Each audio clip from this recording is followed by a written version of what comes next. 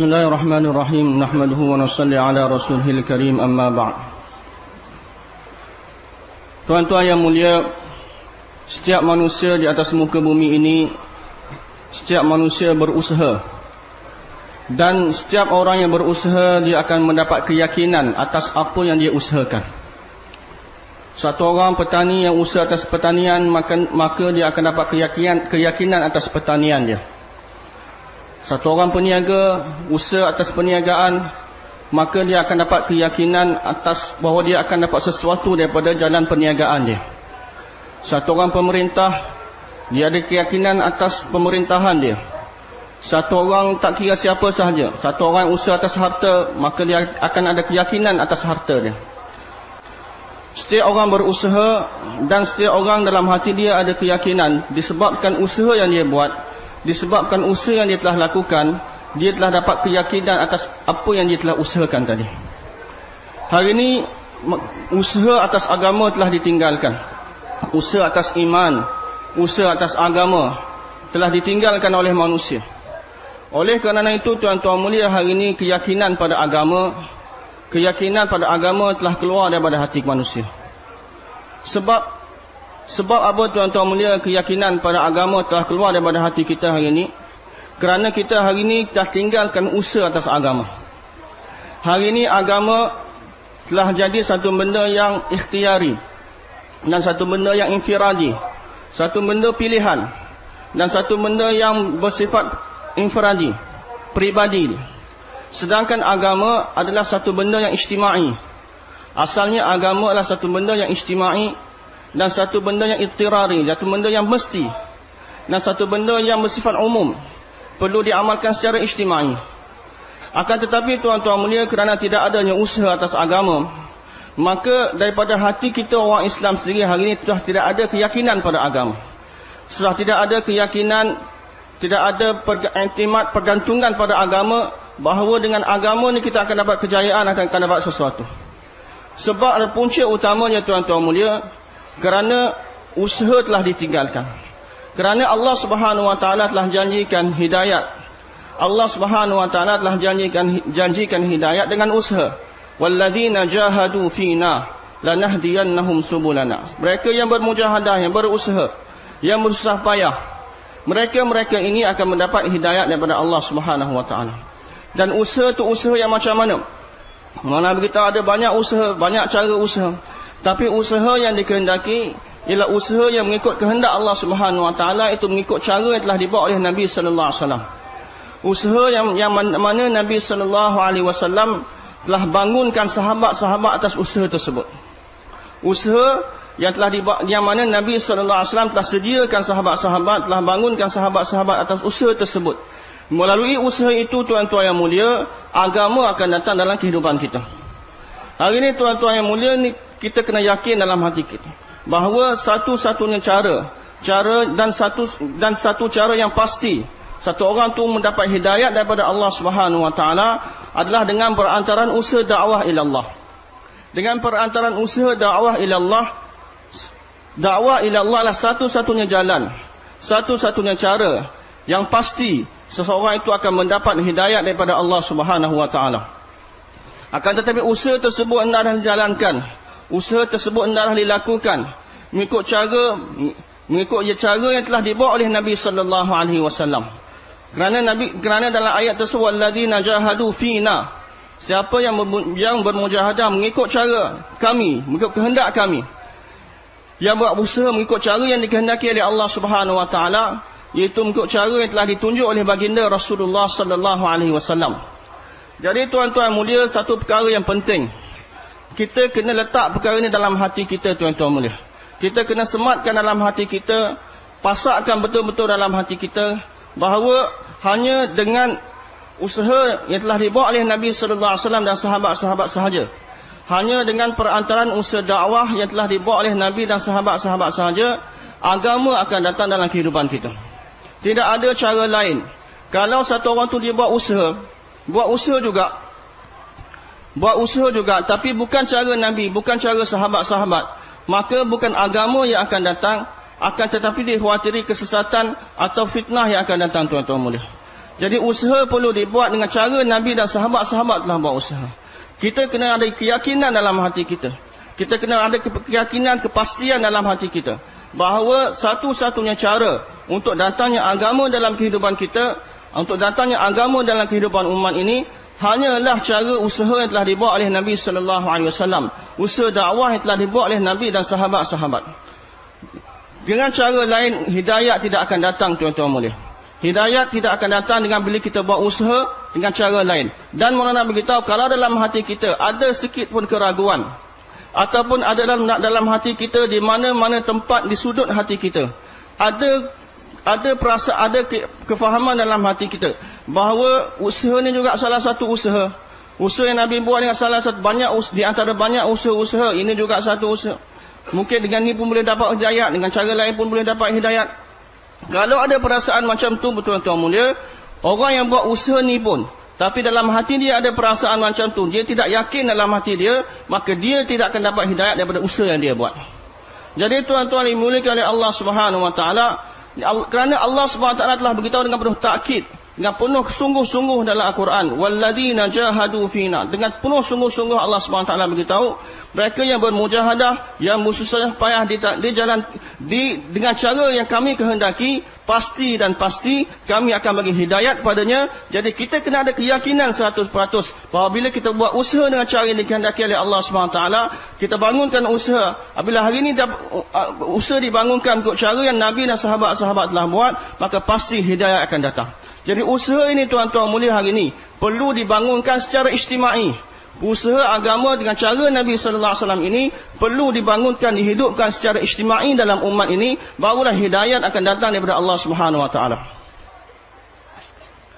Tuan-tuan yang mulia, agama hanya akan datang dalam kehidupan kita dengan perantaraan yakin. Dan yakin hanya akan datang dalam hati kita dengan perantaraan dakwah. Agama hanya akan datang dalam kehidupan kita, dalam kehidupan manusia, melalui satu cara sahaja, dengan perantaraan yakin. Dan yakin yang akan terbentuk, akan terbina dalam diri kita hanya dengan satu jalan, dengan perantaraan dakwah ilallah. Oleh kerana itu, Maulana Ilyas rahmatullahi alaihi beritahu, inilah jalan dia untuk bina yakin, untuk bentuk yakin. Itu jalan dakwah ilallah. Dengan perantaraan dakwah, yakin akan dapat diubah, yakin akan dapat dibaiki. Dan inilah langkah pertama, perkara yang pertama dalam usaha kita, perkara yang pertama dalam usaha kita dan usaha semua Nabi-Nabi, iaitu untuk betulkan yakin, tuan-tuan boleh. Bagaimana yakin kita dapat dibetulkan sehingga dalam hati kita tidak ada keyakinan pada selain daripada Allah Subhanahu Wa Taala. Sehingga dalam hati kita keyakinan bahawa segala sesuatu hanya berlaku dengan kehendak Allah. Semuanya hanya berlaku dengan perintah Allah Subhanahu Wa Taala. Setiap perkara yang telah berlaku, yang akan berlaku, semuanya berlaku dengan kehendak Allah Subhanahu Wa Taala. Ini perkara yang paling asas, perkara yang paling penting, yang mana setiap orang Islam kena faham. Dan dia kena rasa bahawa inilah keperluan dia yang paling penting. Tanggungjawab pertama dia, tugas pertama dia, itu untuk betulkan yakin dia. Sehingga dalam hati dia ada yakin yang betul, yakin yang bulat hanya pada Allah Subhanahu Wa Taala. Maulana Ilyas rahmatullahi alaihi begitu berhati-hati sekali tentang perkara percakapan. Untuk betulkan, sehingga kalau satu orang tu cakap, hari ini secara kebetulan perkara ini telah berlaku, secara kebetulan perkara ini telah berlaku, maka Maulana Ilyas sangat-sangat marah dengan perkataan tersebut. Macam mana boleh kebetulan berlaku? Mula kata ini dahriyah, satu orang tak percaya pada Tuhan, perkataan orang yang tak percaya pada Tuhan. Kamu kena kata dengan kehendak Allah perkara ini berlaku, dengan perintah Allah perkara ini telah berlaku.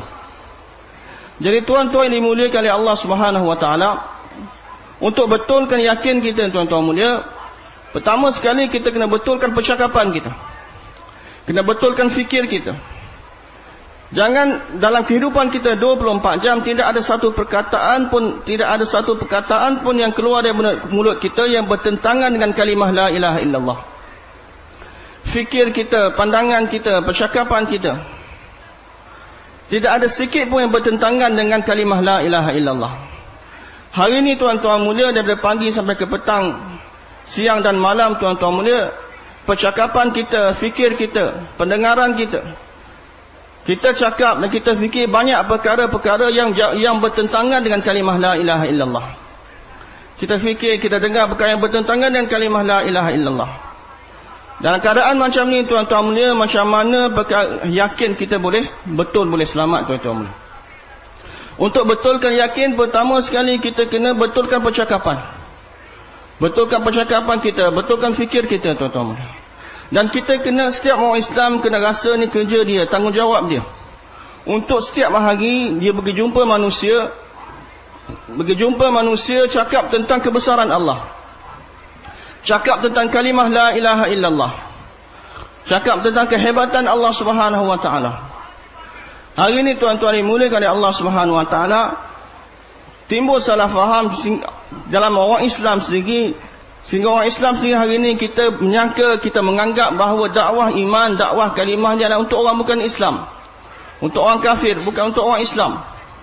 Kenapa saya perlu dakwah kalimah sedangkan saya sudah Islam? Sedangkan tuan-tuan mulia, dalam Al-Quran sendiri Allah terangkan bahawa orang yang paling berhak atas kalimah ini adalah orang Islam, orang beriman. Orang yang ahli untuk kalimah ni, orang yang layak ni, kalimah ni adalah Tuhan punya, yang orang yang orang beriman sendiri. Dan di dalam Al-Quran sendiri Allah SWT telah perintah supaya orang-orang beriman yang telah beriman ni supaya berterusan beriman pada Allah Subhanahu wa taala. Ya ayyuhalladzina amanu aminu. Perintah Allah Subhanahu wa taala. Wahai orang-orang yang telah beriman, berimanlah kamu. Yakni kamu hendaklah usaha atas iman kamu, berterusan atas iman, sehingga dapat datang agama yang sempurna, agama Islam yang sempurna dapat datang dalam kehidupan kamu, sehingga keseluruhan hidup kamu mengikut hukum ahkam Allah Subhanahu wa taala. Jadi perintah orang beriman sendiri, perintah untuk usaha atas iman dia. Dan kerana itu tuan-tuan mulia, baginda Rasulullah sallallahu alaihi wasallam telah perintah sahabat-sahabat supaya mentajdidkan iman mereka. Walaupun sahabat-sahabat iman mereka macam gunung, iman mereka hebat, akan tapi baginda Rasulullah sallallahu alaihi wasallam masih lagi perintah sahabat-sahabat supaya mentajdidkan iman mereka. Kenapa tuan-tuan mulia? Kerana usaha atas kalimah, usaha atas imanlah keperluan orang Islam sendiri. Bukan hanya untuk orang kafir, untuk orang Islam sendiri. Setelah beriman, satu orang tu perlu usaha atas iman dia. Satu orang tu perlu memperbaharui iman dia, sehingga iman dia dapat hasilkan iman yang mantap, iman yang kuat, iman yang sempurna pada Allah Subhanahu wa taala, sehingga keseluruhan agama dapat datang dalam kehidupan dia. Kerana sebagaimana telah malam kita tahu tadi, satu-satunya jalan agama keseluruhan yang datang dalam kehidupan manusia adalah dengan perantaraan yakin. Sahabat-sahabat, keseluruhan Al-Quran telah datang dalam kehidupan sahabat-sahabat dengan perantaraan yakin. Sahabat-sahabat sendiri bagi tahu, ta'allamnal iman qabla an nata'allam al-Quran. Kami telah belajar iman sebelum kami belajar Al-Quran.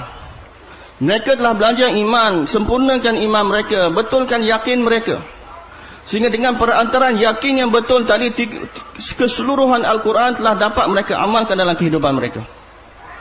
Jadi tuan-tuan dimuliakan oleh Allah Subhanahu wa taala, oleh kerana itu ini perkara yang pertama sekali tuan-tuan mulia, setiap orang Islam kita kena fahamkan diri kita, dan kita kena fahamkan semua orang Islam bahawa kita perlu untuk usaha atas iman kita. Inilah tanggungjawab saya. Inilah tanggungjawab saya, kefarduan atas diri saya, untuk saya usaha atas iman saya, untuk saya betulkan yakin saya. Dan untuk itu saya perlu lapangkan masa saya pergi jumpa manusia, untuk cakap tentang kalimah la ilaha illallah, untuk cakap tentang mafhum kalimah ini.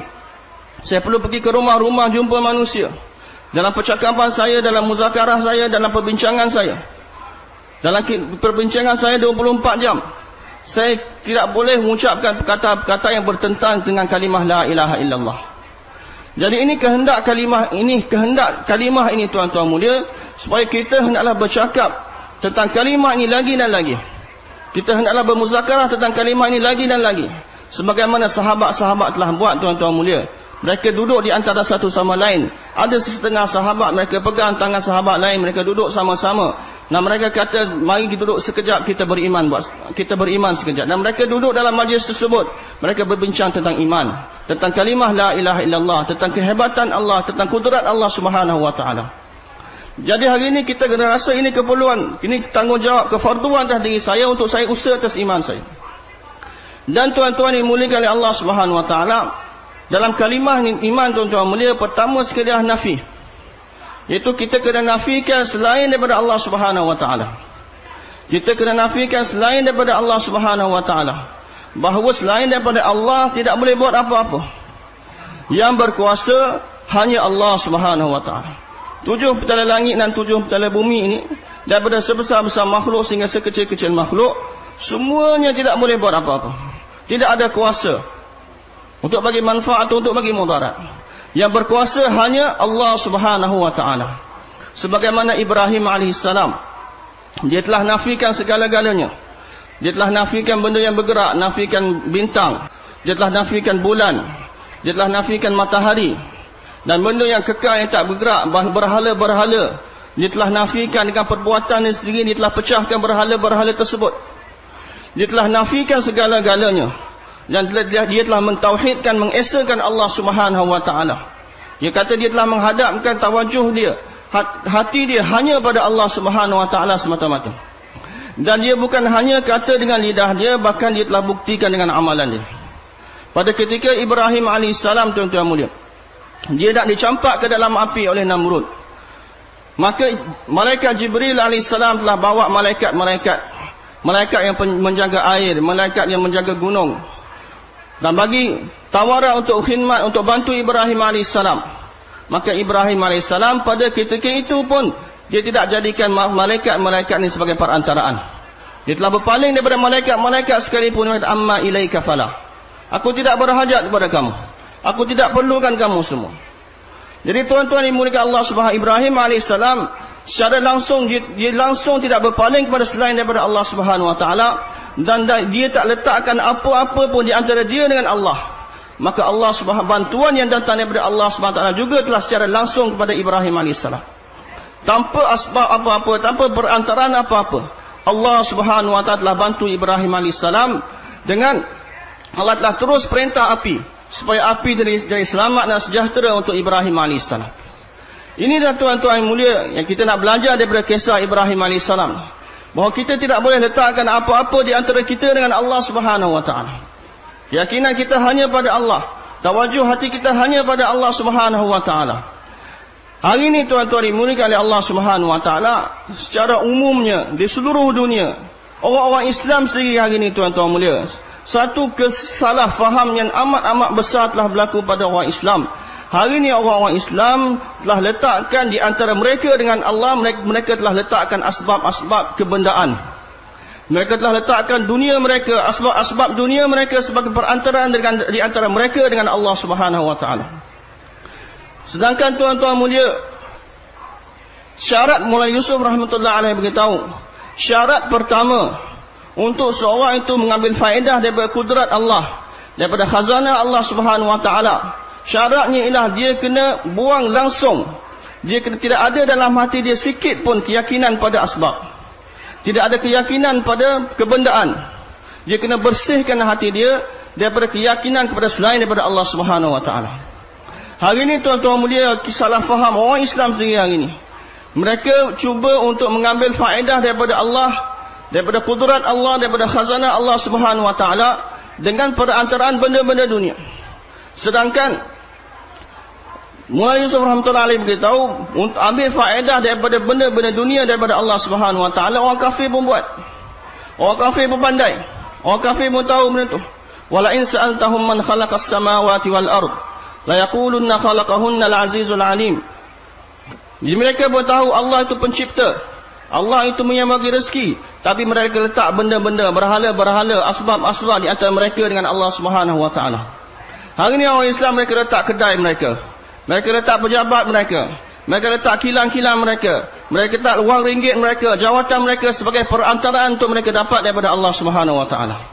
Sedangkan tuan-tuan yang dimuliakan oleh Allah Subhanahu wa taala, untuk mengambil faedah secara langsung daripada kudrat dan khazanah Allah adalah amal, bukan asbab. Ini tuan-tuan mulia, alangkah jauhnya berbeza hari ini perkataan yang keluar daripada orang Islam sendiri yang mengatakan bahawa dunia darul asbab. Untuk dapat daripada Allah, kita kena ada asbab-asbab ini. Sedangkan Mulai Yusuf rahmatullahi alaih beritahu, syarat untuk dapat daripada Allah kena buang asbab daripada hati. Bukan daripada diri, tapi daripada keyakinan itu kena keluar daripada hati kita. Kena keluarkan keyakinan pada asbab daripada hati kita. Ini syarat untuk kita mengambil faedah daripada kudrat Allah Subhanahu wa taala. Jadi tuan-tuan yang dimuliakan oleh Allah Subhanahu wa taala, oleh inilah perkara yang penting tuan-tuan mulia, yang perlu kita kena usaha, kita kena sedar, kita kena faham bahawa kita perlu untuk usaha atas iman kita, sehingga dapat keluar daripada hati kita, bersih hati kita daripada keyakinan pada selain daripada Allah Subhanahu wa taala, dan datang dalam hati kita keyakinan yang bulat hanya pada Allah Subhanahu wa taala. Percakapan kita adalah percakapan yang mengagungkan Allah, menceritakan tentang kehebatan Allah Subhanahu wa taala 24 jam. Sehingga begitu pentingnya perkara ini tuan-tuan mulia, sehingga baginda Rasulullah sallallahu alaihi wasallam sendiri, satu orang nabi, bila Rasulullah ditanya tentang Ashabul Kahfi, maka Rasulullah sallallahu alaihi wasallam jawab, aku akan bagi tahu kemudian besok kepada kamu. Aku akan jawab soalan kamu besok. Baginda tak terlupa nak kata insya-Allah. Maka 15 hari wahyu telah tak turun pada Nabi sallallahu alaihi wasallam. Selepas 15 hari baru wahyu turun, dan telah tegur Allah SWT telah tegur baginda Rasulullah sallallahu alaihi wasallam kerana baginda tidak mengatakan dalam percakapan dia insya-Allah ni dengan jika sekiranya dikehendaki oleh Allah aku akan jawab. Jadi begitu sekali pentingnya kita kena jaga percakapan kita, bahawa kita tidak nisbahkan pada selain daripada Allah. Setiap perkara yang telah berlaku, yang akan berlaku, semuanya disebabkan hanya kepada Allah Subhanahu wa taala, bahawa semua yang telah berlaku, yang akan berlaku dengan kehendak Allah Subhanahu wa taala. Ini usaha pertama yang tuan-tuan mulia, yang saya dan tuan-tuan kena buat. Untuk betulkan percakapan kita, kita kena pergi rumah ke rumah, jumpa manusia, lapangkan masa kita setiap hari untuk cakap tentang mafhum kalimah ini, untuk cerita tentang kebesaran Allah, tentang iman tuan-tuan mulia. Tuan-tuan yang mulia, bahagian yang kedua dalam kalimah adalah Muhammadur Rasulullah, iaitu kita hendaklah meyakini pertama bahawa yang berkuasa hanya Allah. Yang kedua, cara untuk dapat daripada Allah Subhanahu wa taala adalah cara Muhammadur Rasulullah. Cara untuk kita dapat daripada Allah adalah caranya adalah melalui Muhammadur Rasulullah. Jadi tuan-tuan mulia, makna beriman kepada Rasulullah sallallahu alaihi wasallam adalah kita meyakini akan segala apa yang dikhabarkan oleh Nabi sallallahu alaihi wasallam semata-mata kerana percayanya kita kepada Nabi sallallahu alaihi wasallam. Nabi sallallahu alaihi wasallam menyampaikan kepada kita janji-janji Allah Subhanahu wa taala. Nabi sallallahu alaihi wasallam sampaikan kepada kita segala perkara-perkara yang gaib tentang syurga, neraka, akhirat. Jadi kita meyakini janji-janji Allah tersebut, meyakini segala apa yang dikhabarkan oleh Nabi sallallahu alaihi wasallam semata-mata kerana percayanya kita kepada Nabi sallallahu alaihi wasallam, itu adalah iman. Tanpa perkara ini tuan-tuan mulia, iman kita tidak akan sempurna. Syarat untuk iman kita diterima oleh Allah Subhanahu wa taala, syarat untuk kesempurnaan iman adalah kita kena meyakini 100% akan segala yang telah dikhabarkan oleh Nabi sallallahu alaihi wasallam kepada kita. Segala apa yang telah diturunkan oleh Allah Subhanahu wa taala kepada Nabi, Nabi sampaikan kepada kita. Tentang janji-janji Allah, tentang pengkhabaran gaib, tentang akhirat, Nabi sallallahu alaihi wasallam sampaikan kepada kita. Dan kita kena meyakini 100%. Meyakini walaupun kita tak nampak, walaupun kita tak lihat benda-benda tersebut, kita meyakini 100% apa yang dikhabarkan oleh Nabi sallallahu alaihi wasallam semata-mata kerana kepercayaan kita, iktimat kita pada Nabi sallallahu alaihi wasallam. Itulah iman kepada Nabi sallallahu alaihi wasallam. Di zaman baginda Rasulullah sallallahu alaihi wasallam, orang sahabat-sahabat, orang beriman pun dengar perkataan Nabi. Orang kafir pun dengar, orang munafik pun dengar. Orang musyrik pun dengar perkataan Nabi sallallahu alaihi wasallam. Tapi tuan-tuan melihat Orang beriman dia dengar, sahabat-sahabat dengar perkataan Nabi dengan penuh yakin. Hadza ma wa'adana Allah wa rasuluhu wa sadaqa Allah wa rasuluhu. Mereka kata inilah apa yang telah dijanjikan oleh Allah dan Rasul, dan benarlah kata-kata Allah dan Rasulnya. Tapi orang munafik dia dengar juga, tapi dia kata ma wa'adana illa ghurura. Nabi apa yang dijanjikan kepada kita semuanya tipu daya belaka. Tipu belaka. Jadi orang mukmin tuan-tuan mulia, bila berlaku sesuatu keadaan dan menghadapi sesuatu keadaan, mereka lihat pada janji Allah Subhanahu wa taala. Mereka lihat pada janji Allah Subhanahu wa taala. Akan tetapi tuan-tuan mulia, orang munafik bila belah mereka menghadapi sesuatu keadaan, mereka lihat pada keadaan-keadaan tersebut, mereka tidak lihat pada janji Allah Subhanahu wa taala. Sebagaimana apa yang telah berlaku di Khandaq tuan-tuan mulia. Apa yang telah diberitahu oleh Nabi bila berlaku keadaan-keadaan, bila berlaku tekanan-tekanan, maka orang beriman dalam keadaan macam tu, dia lihat apa yang Allah janjikan. Mereka yakin 100% apa yang Allah dan Rasulnya janjikan. Dalam peperangan Khandaq tersebut, sahabat-sahabat dengan penuh yakin pada janji Nabi sallallahu alaihi wasallam. Akan tetapi orang-orang munafik, mereka dalam syak. Mereka tidak yakin. Bahkan mereka berkata, ini semua tipu daya belaka. Tak betul belaka apa yang dia kata. Jadi tuan-tuan dimuliakan oleh Allah Subhanahu wa taala, Maulana beritahu hari ini pun di seluruh dunia, orang Islam yang ada di seluruh dunia hari ini, bila mereka lihat keadaan-keadaan yang sedang berlaku pada orang Islam di seluruh dunia pada saat dan ketika ini, ramai di kalangan orang Islam sendiri yang lemah iman dia. Mereka mula sangsi dan syak pada janji Allah Subhanahu wa taala. Bila kita lihat apa yang telah berlaku pada orang Islam di seluruh dunia hari ini, sebagaimana orang-orang munafik, mereka lihat apa yang telah berlaku pada sahabat-sahabat dalam peperangan Khandaq, mereka telah mula syak dan mereka kata macam-macam ni semua janji Nabi tak betul. Orang-orang Islam hari ini sendiri tuan-tuan mulia, bila mereka lihat keadaan yang berlaku pada orang Islam di seluruh dunia hari ini, ada sebahagian orang Islam yang lemah iman dia, mereka sendiri sudah mula sangsi, mula syak tentang janji-janji Allah Subhanahu wa taala.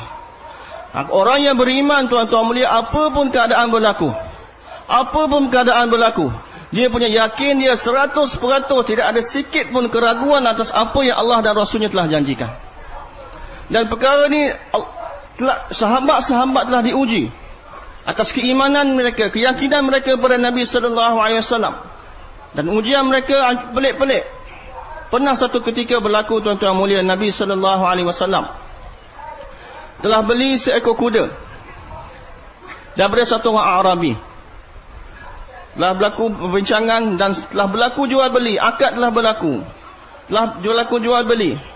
Cuma Nabi sallallahu alaihi wasallam masa tu duit Nabi tak bawa, maka Nabi ajak Arabi dia ikut dia pergi untuk ambil duit dan bayar pada dia. Jual beli telah berlaku, dua-dua pihak dah bersetuju. Cuma sekarang Nabi pergi untuk ambil duit, untuk wang untuk bayar harga kuda tadi. Arabi tu ikut belakang Nabi. Dalam perjalanan dia ikut belakang Nabi, ada satu orang datang cakap dengan dia dan tawarkan kepada dia nak untuk beli kuda tersebut. Maka dia bincang-bincang dengan orang tersebut, maka dia setuju untuk jualkan kuda ni kepada orang yang kedua ni. Dan dia kata pada Rasulullah, wahai Muhammad, kamu nak beli tak kuda ni? Cakap cepat-cepat, kalau tak aku nak jual kat orang lain. Maka Rasulullah sallallahu alaihi wasallam beritahu, aku kan dah beli kuda ni daripada kamu. Kita dah dua-dua dah bersetuju, dah berlaku akad, dah berlaku persetujuan untuk jual beli, cuma nak bayar aja lagi. Maka Arabi kata tak, aku tak jual pun lagi kuda ni kepada kamu. Dia telah nafikan kata-kata Nabi sallallahu alaihi wasallam. Nabi kata aku dah jual. Di situlah berlaku pertelingkahan sedikit. Nabi kata dia telah beli, Arabi telah jual pada dia. Arabi kata aku tak jual lagi pada kamu. Arabi tadi kata, kalau betul kata-kata kamu tadi, kamu datangkan saksi. Siapa saksi kamu? Sedangkan tak ada satu orang pun lihat jual beli itu berlaku. Satu orang sahabat, Khuzaimah bin Thabit radhiyallahu taala anhu, dia lalu di sebelah, dekat dengan peristiwa itu berlaku. Dia lihat, dia dengar kata-kata Arabi tadi, minta Nabi sallallahu alaihi wasallam datangkan saksi atas jual beli tersebut. Sedangkan Khuzaimah tak lihat pun jual beli tersebut berlaku. Tapi dia pergi, dia kata aku sedia jadi saksi. Dan aku bersaksi bahawa baginda Rasulullah sallallahu alaihi wasallam telah beli kuda kamu. Rasulullah tanya pada Khuzaimah, macam mana kamu sanggup menjadi saksi, berani menjadi saksi atas perkara yang kamu tak lihat pun? Maka Khuzaimah radhiyallahu anhu kata, wahai Rasulullah, Tuhan telah bagi tahu kepada kami tentang syurga, tentang neraka, tentang mizan, tentang hasyar, tentang kubur, kehidupan selepas mati. Semua itu kami tak nampak, tapi kami yakin 100% akan kebenaran apa yang Tuhan katakan. Takkanlah Tuhan benda-benda yang besar-besar, akhirat, syurga, neraka, Tuhan tak kami boleh percaya. Takkan pasal benda kecil macam ni Tuhan dah beli kuda, kami tak boleh percaya. Jadi begitu sekali yakinnya tuan-tuan dan sahabat-sahabat kepada Nabi sallallahu alaihi wasallam.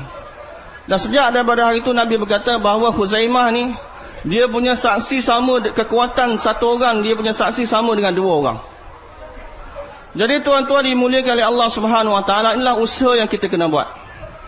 Jalan dia untuk dapat iman, yakin yang sempurna pada Allah dan Rasul ni, kita kena cakap perkara ni. Pertama, hanya Allah yang berkuasa.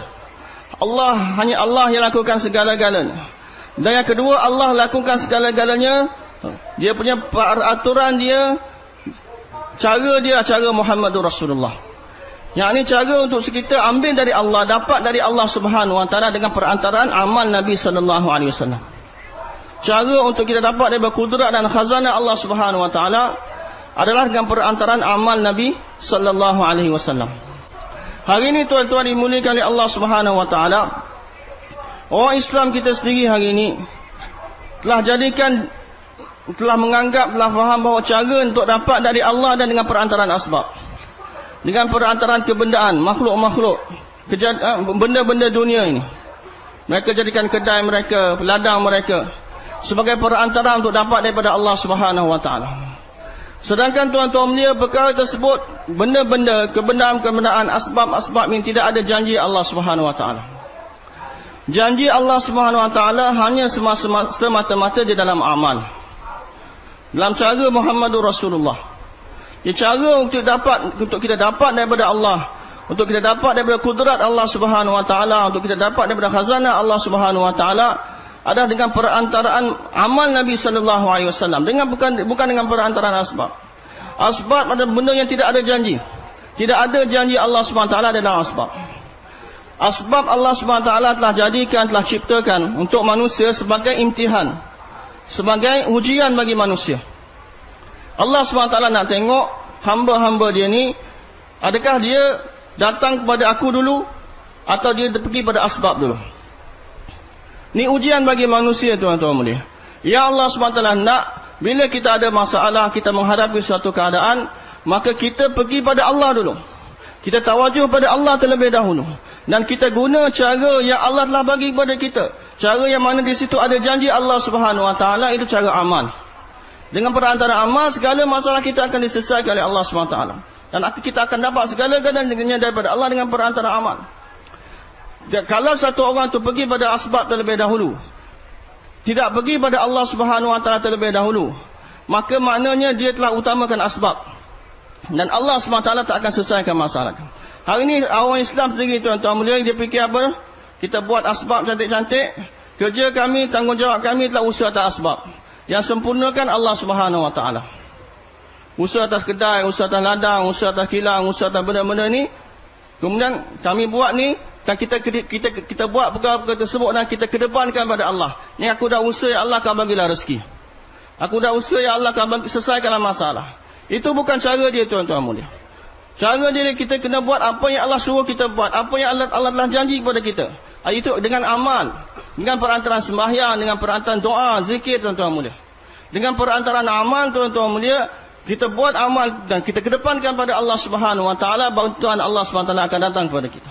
Sebagaimana sahabat-sahabat tuan-tuan mulia, mereka bila menghadapi suatu keadaan, suatu masalah, mereka akan kedepankan amal, mereka akan mendahulukan amal daripada asbab. Mereka akan sempurnakan amal terlebih dahulu, baru buat. Macam kita, keadaan kita hari ini, kita buat asbab dulu. Bila tak jalan asbab, tengok dulu pengalaman jadi ke tak. Kalau asbab kita tak berjaya, baru kita kata baru kita minta dengan Allah. Kalau berjaya ni tak apa, kalau tak berjaya kita minta dengan Allah. Sedangkan tuan-tuan mulia, sahabat-sahabat mereka pergi bergerak pada amal terlebih dahulu. Kemudian dua keadaan. Sama ada Allah SWT bagi bantuan pada sahabat-sahabat tadi, sebagaimana Allah SWT bagi bantuan pada sahabat-sahabat tadi dengan amal mereka tersebut, tanpa perlu mereka pergi pada asbab. Tanpa asbab Allah bantu mereka.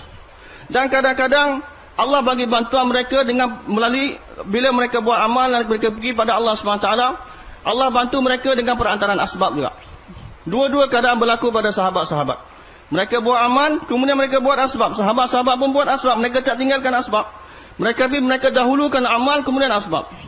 Tapi bila mereka dahulukan amal, kadang-kadang Allah SWT bantu mereka terlebih dengan amal tersebut, tanpa asbab Allah bantu mereka. Dan kadang-kadang mereka buat amal, kemudian buat asbab, Allah bantu mereka dalam asbab tadi.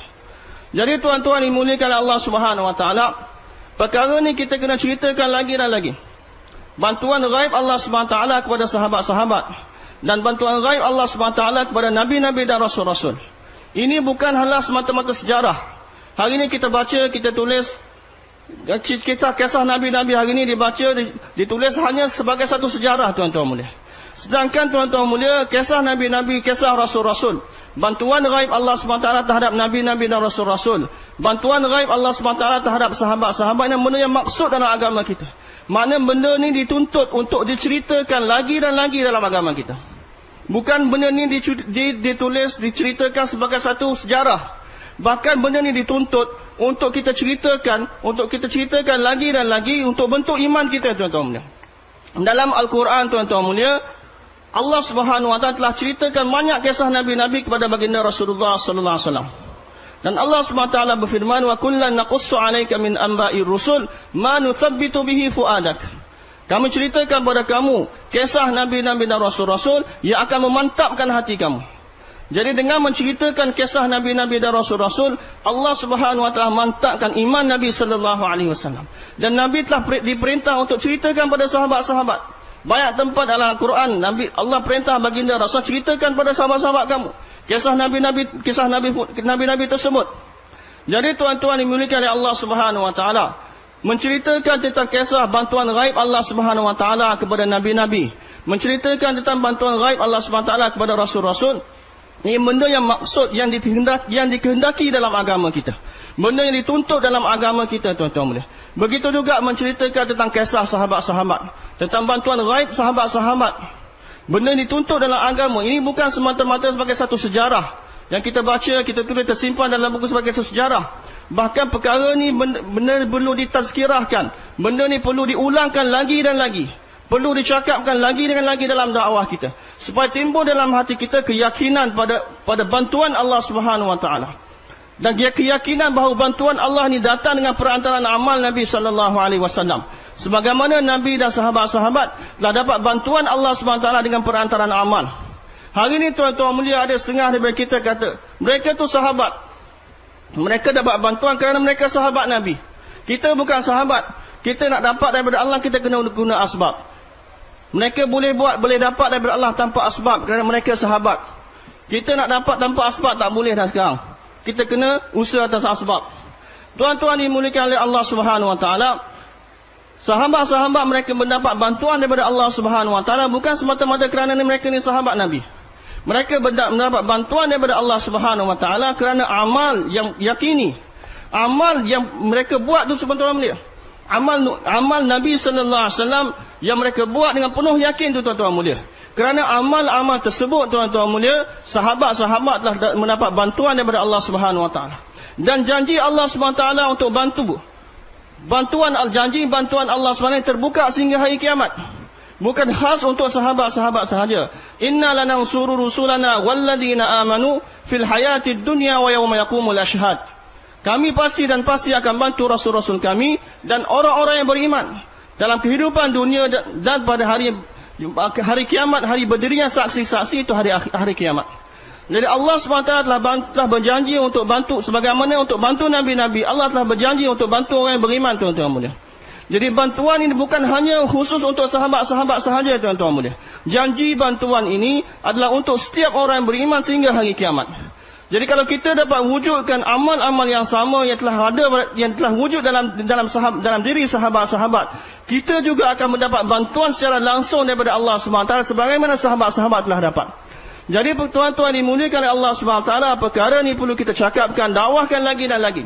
Kisah Nabi-Nabi dan Rasul-Rasul ini, tuan-tuan mulia, perlu kita dakwahkan, cakapkan lagi dan lagi, ulang lagi dan lagi, sehingga datang keyakinan kepada kita, tuan-tuan mulia, bahawa hanya Allah yang berkuasa, dan cara untuk kita dapat daripada Allah hanya dengan cara amal Nabi sallallahu alaihi wasallam. Bahkan tuan-tuan yang mulia, satu orang beriman zaman sekarang ini, tuan-tuan mulia, sebagaimana hadis Nabi sallallahu alaihi wasallam, dia punya bantuan untuk satu orang beriman sama dengan 10 orang sahabat. Dan ganjaran untuk satu orang beriman sekarang ini sama dengan 50 orang sahabat. Bukan lebih lagi, tuan-tuan mulia. 50 orang sahabat. Sahabat-sahabat tanya, tuan-tuan mulia, adakah 50 di kalangan mereka? Nabi kata tak, sama dengan 50 di kalangan kamu, sahabat-sahabat. Satu orang beriman, ganjaran dia, pahala dia akan dapat sama dengan 50 orang sahabat. Dan bantuan dia akan dapat sama dengan 10 orang sahabat. Tuan-tuan yang mulia,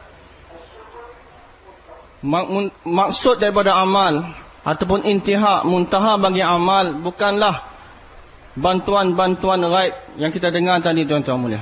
Satu orang tu kat dunia dia dapat bantuan gaib daripada Allah Subhanahu Wa Taala. Ini bukanlah arah tu maksud daripada amal kita. Bukan ni yang kita nak. Ini bukan maksud, bahkan inilah adalah mau'ud daripada Allah Subhanahu Wa Taala. Perkara yang telah dijanjikan oleh Allah Subhanahu Wa Taala. Tapi itu bukanlah maksud. Maksud daripada setiap amal adalah zat Allah Subhanahu Wa Taala, itu untuk mendapat keredaan Allah Subhanahu Wa Taala. Begitu juga, tuan-tuan mulia, tanda sempurnanya iman seorang itu bukanlah satu orang tu mendapat bantuan-bantuan gaib daripada Allah Subhanahu Wa Taala. Satu orang tu iman dia sempurna, iman pada tahap yang terakhir, yang tertinggi, maka dia mendapat tanda dia dapat benda-benda yang pelik-pelik berlaku pada dia, dapat bantuan gaib pada Allah Subhanahu Wa Taala. Itu bukan tandanya, tuan-tuan mulia. Nabi sallallahu alaihi wasallam telah ditanya, apakah itu tanda iman? Apakah perkara yang menunjukkan satu orang itu mukmin, orang beriman? Nabi tak kata berada dia dapat benda yang gaib, dapat berjalan atas air ke atau apa-apa ke. Bahkan apa Nabi beritahu, idza sarratka hasanatuk wa sa'atka sayyi'atuk fa anta mu'min. Apabila kebaikan kamu itu menggembirakan kamu, kamu buat amal baik, kamu rasa gembira, rasa suka, rasa senang hati. Dan bila kamu terbuat benda yang buruk, kamu rasa sedih. Maka kamu adalah satu orang yang beriman. Jadi tanda yang Nabi sallallahu alaihi wasallam beritahu untuk orang yang beriman adalah ini tanda dia. Jadi Maulana beritahu kita kena cerita tentang iman berserta dengan alamat-alamat iman, berserta dengan tanda-tanda iman, supaya alamat-alamat, tanda-tanda tadi kita dapat wujudkan dalam diri kita. Kita dapat kenal, dapat tahu tahap keimanan kita. Satu masa, tuan-tuan yang mulia dari Allah Subhanahu Wa Taala, satu golongan, satu jemaah, satu golongan telah datang jumpa Nabi. Satu kumpulan sahabat-sahabat telah datang jumpa Nabi sallallahu alaihi wasallam. Maka Nabi sallallahu alaihi wasallam dia telah cerita pada Nabi sallallahu alaihi wasallam bahawa dalam diri mereka ada 15 sifat, 15 perkara. 5 perkara yang mana mereka kata yang kamu perintah kamu beriman dengannya. Dan 5 perkara lagi ialah yang perkara yang kamu perintahkan kami beramal dengannya. Dan 5 perkara lagi adalah perkara-perkara atau sifat-sifat yang sudah sedia ada dalam diri kami sejak daripada zaman jahiliyah lagi. Maka Nabi beritahu, apa dia beritahu? Maka mereka beritahu bahawa 5 perkara yang kamu perintah kami beriman dengannya, beriman dengan Allah dan Rasul, beriman dengan malaikat, dengan kitab-kitab, dengan hari akhirat, dengan takdir. 5 perkara yang kamu beriman dengannya. Dan 5 perkara lagi yang kamu perintah kami beramal dengannya, iaitu kami menunaikan sembahyang, kami mengeluarkan zakat, kami puasa bulan Ramadan, menunaikan haji. 5 perkara dia beritahu. Dan 5 lagi perkara, sifat-sifat yang mana sudah sedia ada dalam diri kami sejak daripada zaman jahiliah lagi. Iaitu kami bersabar ketika kesusahan dan bersyukur bila berada dalam keadaan kelapangan, kesenangan. Dan kami redha dengan keputusan Allah. Apa Allah tetapkan tu kami redha apa berlaku. Dan bila berhadapan dengan musuh, kami berhadapan dengan penuh berani. Dan bila musuh kami kena apa-apa kesusahan, kami tidak gembira atas musibah yang menimpa musuh kami. 5 sifat. Jadi 5 sifat ini, 5 perkara ni mereka telah sebut di hadapan Nabi sallallahu alaihi wasallam. Dan atas perkara yang mereka 15 perkara yang disebutkan tadi, Nabi sallallahu alaihi wasallam sabda, fuqaha udaba kadu an yakunu anbiya. Mereka ni adalah orang-orang yang faqih. Fuqaha. Faqih adalah satu orang yang mana ada mempunyai kefahaman yang sempurna tentang agama. Mereka dalam diri mereka ada sifat-sifat ini. Nabi dah panggil iktiraf mereka sebagai fuqaha. Dan Nabi kata mereka ni udaba. Adib, tuan-tuan mulia, zaman sekarang kita faham adib adalah satu orang yang mahir dalam bahasa Arab. Adab Arab. Dia mahir dengan terang lugah bahasa Arab. Maulana beritahu, Maulana Susah beritahu, hari ni kalau kamu mahir macam mana pun dalam bahasa Arab, kamu tidak akan sampai pada tahap kemahiran Abu Jahal. Abu Jahal lagi mahir dalam bahasa Arab. Siapakah adib yang sebenar? Orang yang beradab. Apakah itu adab yang sebenar? Adab adalah sifat-sifat yang mana umat ini, dengan sifat-sifat tersebut umat ini dikenali. Umat Muhammad sallallahu alaihi wasallam. Adab adalah ihtimam, itu menjaga, mengambil berat tentang sunnah. Adab adalah mengambil berat tentang sunnah-sunnah Nabi sallallahu alaihi wasallam. Ini adab. Jadi Nabi sallallahu alaihi wasallam bersabda, fuqaha udaba. Mereka ni orang-orang yang faqih. Mereka lah adib-adib udaba. Dan kalaulah pintu kenabian masih terbuka, mereka ni layak untuk jadi nabi-nabi. Kerana ketinggian sifat-sifat yang mereka miliki. Jadi tuan-tuan dimuliakan, ni sifat-sifat orang yang beriman, yang patut ada pada setiap orang yang beriman, tuan-tuan mulia. Dalam hadis Nabi sallallahu alaihi wasallam, Nabi telah sifatkan iman itu dengan 2 perkara. Sabar dan syukur. Jadi keseluruhan iman itu terhimpun dalam 2 perkara ini, sabar dan syukur. Satu orang ada sifat sabar, satu orang ada sifat syukur yang sempurna, maka dia satu orang yang ada iman yang sempurna pada Allah Subhanahu wa taala. Ini tanda iman. Akan tetapi tuan-tuan yang mulia, hari ini kita faham sabar apa dia, tuan-tuan mulia. Satu orang tu dipukul, dan dia bersabar atas pukulan tersebut. Dia tahan, maka orang ini sabar, penyabar. Orang ini ada sifat sabar. Syukur, kita faham apa dia, tuan-tuan mulia. Satu orang tu dia dapat nikmat, dapat kesenangan, kemudian dia kata, aku bersyukur padamu ya Allah. Maka orang ni telah bersyukur. Sedangkan kedua-dua ni bukan syukur dan bukan sabar. Apakah sabar yang sebenar, apakah syukur yang sebenar, kita kena faham. Maulana beritahu, sabar adalah kita menahan diri kita daripada perkara-perkara yang dilarang oleh Allah SWT. Menahan diri kita, menahan nafsu kita daripada perkara-perkara maksiat, daripada perkara-perkara yang dilarang oleh Allah Subhanahu wa taala. Itulah kesabaran yang sebenar. Atas perkara yang nafsu kita tak nak, kita tahan diri kita. Itulah sabar yang sebenar. Dan apa itu syukur? Kesyukuran ialah kita menundukkan diri kita, kita menggunakan diri kita mengikut perintah Allah Subhanahu wa taala. Menggunakan diri kita mengikut kehendak Allah, mengikut perintah Allah Subhanahu wa taala, itulah kesyukuran. Jadi tuan-tuan yang mulia, syukur ini tuan-tuan bukanlah balasan bagi nikmat. Satu orang terdapat nikmat, satu orang ada nikmat saja boleh bersyukur. Walaupun dia tidak ada apa-apa pun. Dia tak ada makanan pun untuk dimakan. Dia tak ada pakaian pun untuk dipakai. Walaupun dia tidak ada apa-apa duit pun. Tapi dia boleh bersyukur, boleh jadi satu orang syakir yang bersyukur pada Allah Subhanahu wa taala apabila dia gunakan apa yang dia ada mengikut kehendak Allah Subhanahu wa taala. Dia menggunakan diri dia, dia tundukkan diri dia mengikut perintah-perintah Allah Subhanahu Wa Taala, maka dialah seorang yang syakir, satu yang bersyukur pada Allah Subhanahu Wa Taala. Dan menahan diri dia dari perkara yang dilarang oleh Allah Subhanahu Wa Taala, walaupun nafsu dia nak, dia tahan, itulah orang yang sabar. Jadi tuan ni kita kena faham. Kita faham syukur sabar ini, orang dia nikmat dapat duit banyak, baru dia boleh bersyukur. Tak, tuan-tuan. Satu orang yang bersyukur adalah satu orang yang tunduk pada perintah Allah.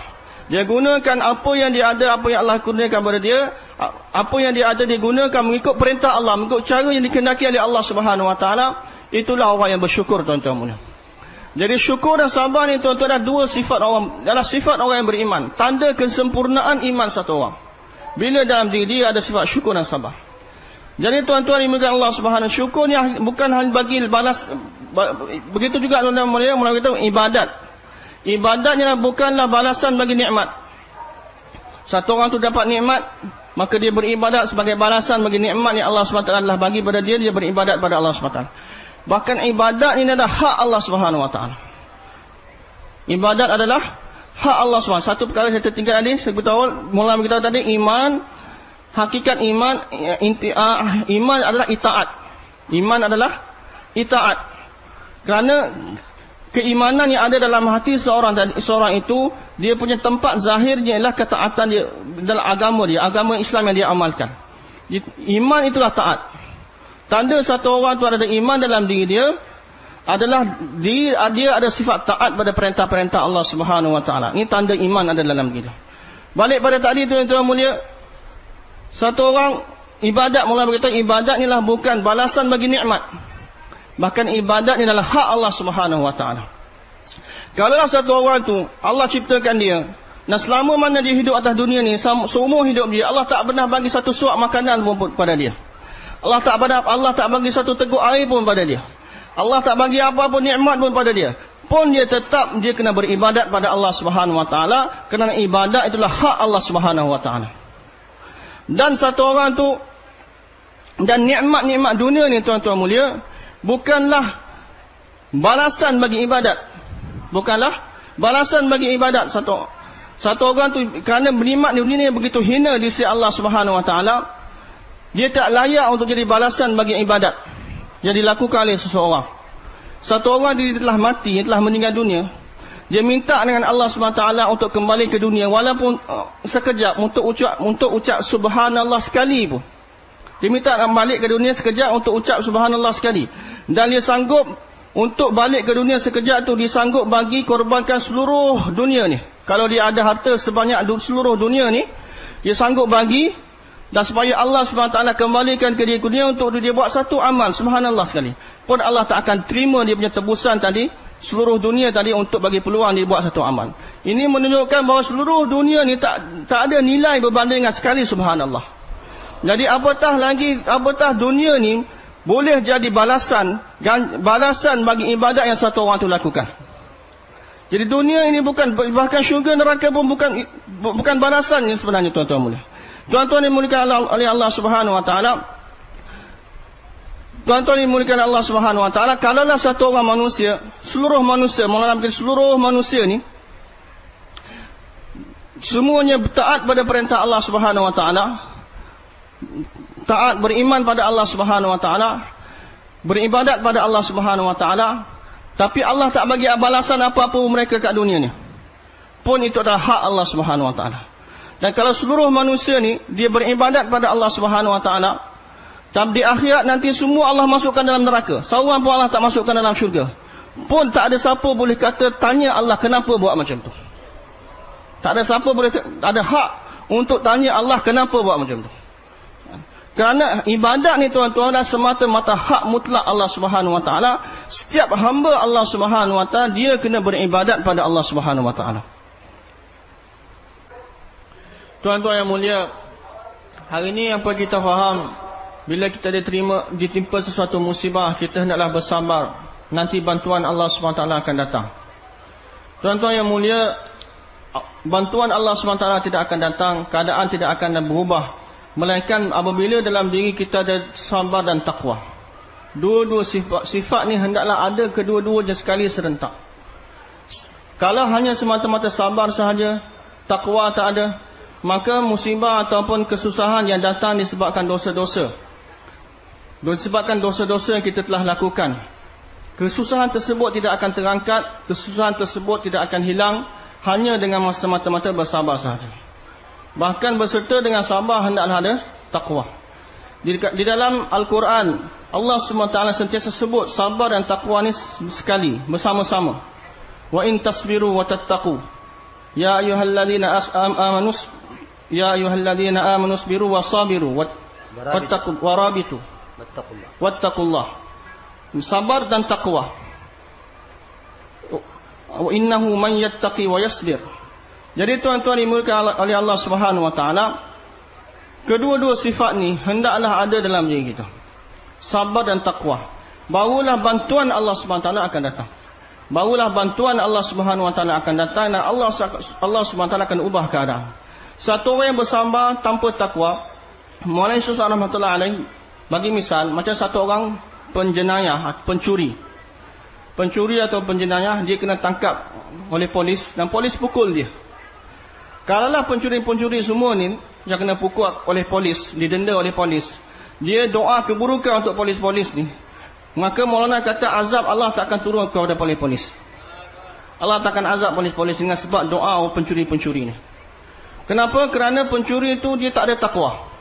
Dia sabar saja, dia tahan kena pukul, polis pukul dia tahan. Allah SWT tak akan terima doa buruk mereka terhadap polis-polis. Kenapa? Kerana mereka hanya ada sabar tapi takwa tak ada. Jadi tuan-tuan yang mulia Allah SWT, untuk dapat bantuan Allah SWT, untuk Allah ubah keadaan yang menimpa orang Islam kena ada kedua-dua sifat. Dalam Al-Quran Allah ceritakan seluruh kisah Nabi Yusuf AS, dan semua kisah Nabi Yusuf AS berkisah pada dua sifat ni. Innahu man yattaqi wa yasbir. Kerana Yusuf AS ada kedua sifat ni, sabar dan taqwa. Bagaimana Allah SWT telah ubah keadaan dia, keluarkan dia daripada segala masalah. Begitu juga Bani Israel dan Musa AS. Allah SWT telah keluarkan Musa AS dan Bani Israel daripada cengkaman Fir'aun, telah selamatkan mereka daripada Fir'aun dan telah binasakan Fir'aun kerana kesabaran dan ketakwaan yang mereka ada. Fatammat kalimatu rabbika ala bani Israel bima sabaru. Sabar dan takwa yang ada dalam, sabar dengan ketaatan yang ada dalam diri mereka, ketakwaan yang ada dalam diri mereka, dengan sebab itu Allah SWT telah selamatkan mereka. Jadi tuan-tuan dimuliakan oleh Allah Subhanahu wa taala, keadaan-keadaan yang berlaku di seluruh dunia hari ini terhadap orang Islam. Orang Islam doalah laknat keburukan banyak mana pun pada musuh-musuh. Doalah keburukan banyak mana pun. Allah Subhanahu wa taala tidak akan ubah keadaan. Allah Subhanahu wa taala tidak akan, bantuan Allah tak akan datang, Allah tak akan ubah keadaan-keadaan yang telah musibah telah menimpa kita hari ini selagi mana takwa tidak ada dalam diri kita. Sabar berserta dengan kesabaran, hendaklah ada ketakwaan dalam diri orang Islam, barulah bantuan Allah akan datang. Tuan-tuan yang mulia, kenapa hari ini agama ada dalam diri kita, kita amalkan agama tapi masih lagi gagal, tidak mendapat kejayaan? Persoalan dia, kenapa agama hari ini kita orang Islam amalkan agama tapi masih lagi dalam kegagalan, kehinaan, kerendahan? Dua sebab malam beritahu. Sebab pertama, kerana orang Islam sendiri, kita yang amalkan agama sendiri, tidak ada keyakinan pada agama. Sebab pertama, satu orang tu dia amal agama tapi masih gagal, kerana dia tidak ada yakin bahawa kejayaan itu hanya dalam agama. Dia tidak yakin bahawa dia akan dapat kejayaan dalam agama. Pertama. Sebab yang kedua, satu orang tu amal agama masih gagal kerana dia menganggap agama yang dia telah, setakat mana agama yang dia amalkan tadi, itulah agama. Sedangkan tuan-tuan yang mulia, agama bukanlah nama bagi beberapa amal atau sesuatu amal sahaja. Agama, din atau agama adalah nama bagi himpunan keseluruhan amal. Himpunan bagi satu himpunan amal, itu dipanggil agama. Bagaimana Imam Ghazali rahmatullah alaih, sebagaimana ibadat. Ibadat bukanlah hanya nama bagi satu dua ibadat. Bahkan ibadatlah satu himpunan hukum-hukum Allah Subhanahu wa taala. hukum dan mentaati segala hukum-hukum tersebut, mengamalkan setiap perintah-perintah Allah tersebut, itulah dipanggilkan ibadat. Sebagaimana Imam Ghazali rahmatullah alaih beritahu bahawa ibadat itu dalam 10 perkara, himpunan bagi 10 perkara. Sembahyang, puasa, zakat, haji, zikir, tilawah, tijarah, itu berniaga, dan dakwah, amal ma'ruf nahi anil munkar, dakwah, dan juga ihtimam akan sunnah, yang mengambil berat tentang sunnah-sunnah. Yang kedua, menunaikan hak-hak jiran. Yang ke-10, menunaikan hak-hak jiran. Jadi 10 perkara ini dipanggil ibadat, kata Imam Ghazali rahmatullah alaih. Jadi tuan-tuan mulia, satu orang untuk dapat kejayaan, dia kena tunaikan ibadat yang sempurna. Satu orang nak mendapatkan kejayaan, dia perlu amalkan agama yang sempurna dalam kehidupan dia. Apabila dari segi benda-benda dunia pun, bila kita lihat asbab yang tidak sempurna, asbab yang tidak sempurna pun kita rasa tidak akan dapat memberi kejayaan pada kita. Tak dapat hasilkan apa yang kita nak bila asbab itu tak lengkap. Sedangkan benda itu tak ada janji pun Allah SWT dalam benda tersebut. Kalau lengkap pun tak ada janji Allah. Apatah lagi agama, tuan-tuan mulia. Adakah dengan agama yang tidak sempurna, kita anggap itu, dengan cara itu kita boleh mendapat kejayaan, tuan-tuan mulia. Jadi untuk dapat kejayaan daripada Allah Subhanahu Wa Taala, maka tuan-tuan mulia, pertama kita kena ada yakin bahawa dengan agama kita akan dapat kejayaan. Yang kedua, kita kena amalkan agama yang sempurna dalam kehidupan kita. Agama yang keseluruhan, yang sempurna dalam hidup kita. Oleh kerana itu tuan-tuan mulia, usaha dakwah yang kita buat hari ini adalah dakwah kepada agama yang sempurna. Dakwah kepada agama yang din yang kamil, yang sempurna, dengan membawa agama yang sempurna dalam kehidupan. Usaha kita hanya bukan cakap saja. Bukan kita bercakap tentang agama yang sempurna. Bahkan kita kena tunjukkan, musyahadahkan, yakni kita kena tunjukkan agama yang sempurna dalam diri kita pada umat, pada manusia. Ini yang berlaku pada sahabat-sahabat, tuan-tuan mulia. Sahabat-sahabat mereka pergi ke seluruh dunia, mereka bawa agama yang sempurna secara amali dalam kehidupan mereka. Jadi satu orang sahabat sudah cukup untuk hidayat satu negara. Hari ini tuan-tuan dunia betapa banyak jemaah-jemaah bergerak di seluruh dunia, tapi masih belum cukup lagi untuk hidayat seluruh dunia. Kenapa tuan-tuan mulia? Kerana kita kena bergerak dengan bawa agama yang sempurna dalam hidup kita. Bukan hanya kita cakap tentang iman, kita cakap tentang agama, kita dakwah dengan percakapan. Bahkan kita kena dakwah dengan amalan. Kita kena bergerak, sahabat-sahabat mereka bergerak dengan membawa agama yang sempurna dalam kehidupan mereka. Dengan bawa agama yang sempurna dalam secara amali ini, mereka bergerak ke seluruh dunia. Jadi itulah yang dikehendaki dari usaha kita hari ini. Bagaimana kita dapat bergerak ke seluruh dunia dengan membawa agama yang sempurna dalam kehidupan kita. Dengan perantaraan usaha yang seperti ini, Allah Subhanahu Wa Taala akan jadikan asbab hidayah untuk seluruh dunia. Jadi tuan-tuan yang dimuliakan oleh Allah Subhanahu Wa Taala, kita kena buat usaha ini dengan penuh yakin. Dengan penuh yakin tuan-tuan mulia, bahawa tazkiyah dan tarbiyah untuk diri kita dan hidayah untuk seluruh alam adalah pasti bila kita buat usaha. Usaha telah dibuat oleh Nabi dan sahabat-sahabat. Maka itu satu perkara yang pasti. Apabila kita buat usaha sebagaimana Nabi dan sahabat-sahabat telah buat usaha, maka Allah SWT akan tarbiyah kita, dan Allah SWT juga akan tazkiyah, akan bersihkan diri kita. Dan Allah SWT akan jadikan kita sebagai asbab hidayah, untuk jadi asbab untuk tersebarnya hidayah ke seluruh dunia. Dan tuan-tuan mulia, kita kena buat usaha ini dengan penuh keyakinan bahawa dengan usaha dakwah, Allah SWT akan ubahkan yakin dan keadaan. Usaha dakwah ni dia punya kesan dia begitu hebat. Allah telah letakkan kesan dalam usaha dakwah yang telah dibawa oleh Nabi-Nabi, bahawa dengan perantaraan usaha dakwah ni Allah akan ubahkan yakin manusia, dan Allah akan ubahkan keadaan manusia itu sendiri. Jadi tuan, bagaimana dalam perkara ni Allah Subhanahu Wa Taala telah terangkan dalam Al-Quran. Allah telah terangkan dengan begitu jelas dalam Al-Quran. Allah telah terangkan tentang kisah satu kaum, yang mana Allah Subhanahu Wa Taala telah buat keputusan untuk binasakan satu golongan manusia disebabkan kemaksiatan yang mereka telah buat. Dan satu golongan telah cuba menasihatkan mereka. Satu golongan telah cuba untuk nasihat mereka supaya mereka berhenti daripada maksiat tadi. Satu golongan orang-orang yang soleh yang tak buat maksiat, mereka telah tegur orang yang nak cuba nak ubah tadi.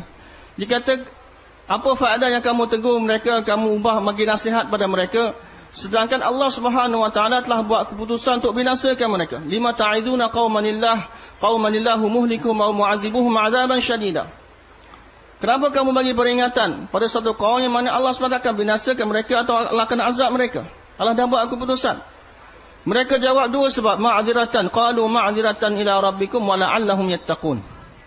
Satu, supaya kami lepas tanggungjawab kami dengan Allah Ta'ala. Kami dah tunaikan tanggungjawab kami. Yang kedua, yang pertama untuk menunaikan tanggungjawab. Yang kedua, la'allahum yattaqun, semoga-moga kemungkinan mereka akan bertakwa, tinggalkan maksiat tersebut. Jadi kaum yang mana telah Allah dah buat keputusan untuk binasakan mereka pun boleh diharap mereka akan berubah apabila mereka didakwahkan. Kau ini Allah beritahu dalam Al-Quran.